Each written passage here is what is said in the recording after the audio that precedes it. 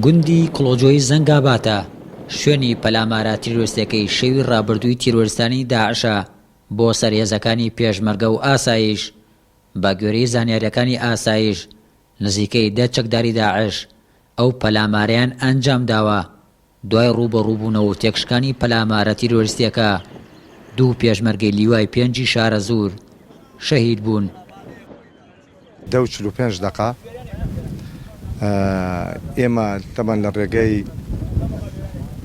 سەرچاوەکانمانەوە لە ڕێگەی کەسە نزیکەکانمان و معلوماتمان هەمیشە بۆ دێت بۆ خۆشمان تەمان لە ڕەبیەکانمان و لە سەنگەرەکانمان و چاودێری وردمانە کرد. گومانمانە بوو شەوی ڕابردوو کاتژمێ 45 دقه لە نقطەیەکی پێشمەرگەمانەیە لە سەرچەم لە ناو باخەکان گومانمان کرد کە جموجۆڵێک لەو سنوورە هەیە. دی هەموو هێزەکانمان و ئاسایش و ڕەبیەکان تەرکیزمان کردە سەر ئەو شوێنەی کە تیرۆریستانی داعش لێوە هاتوون دزیان کردو. تەمان ئەو دزەکردنی ئەوانە ئەمە جار و دووجار نییە. تەمان لەو بۆشایە ئەمنیەی کە لە بینی ئێمە و جێشی عێراقیە حەقیقەتە کۆنتڕۆڵ ناکرێت.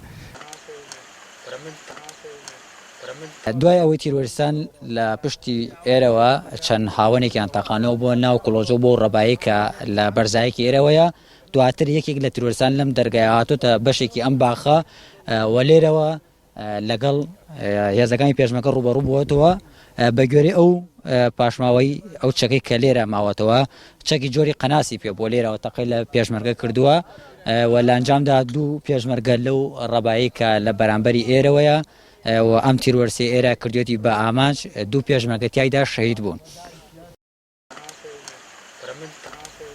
هاوکات لەگەڵ پەلامارە تیرۆریستەکەی سەرگوندی کڵۆجۆی زەنگابات داعش بە دوو گروپی دیکە کە هەمویان ژمارەیان 35 چەکدار بوونە جوڵەیان بۆ سەر گوندەکانی ڕۆژئاوای خانەقین و گوندی شێخباوەی جەلەولا کردبوو.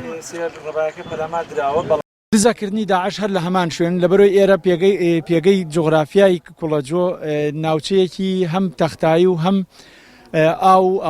ئاوی زۆرە زۆنگاوی زۆرە شەخەڵ و باخ و سەوزایی زۆرە ڕوئیای بینین کەمترە عنی بڵێن پێشمەرگە لێرە ئەو ڕەبایی من هەدەفە بەڵام من ناتوانم عنی پێشمەرگی من ناتوانێت لە دووری چەند کیلۆمەترێکەوە ئەو ببینێ لەبەرەوەی بە ڕۆژیش ئەتوانێت جموجوڵ ڕنگ وەکو پێویست نەتوانانی جموجوڵی ئەو سەد بکرێ. لە 8 مانگی ڕابردوودا داعش 4 پەلاماری تیرۆریستی بۆ سەر کڵۆجۆی زەنگابات ئەنجام داوە.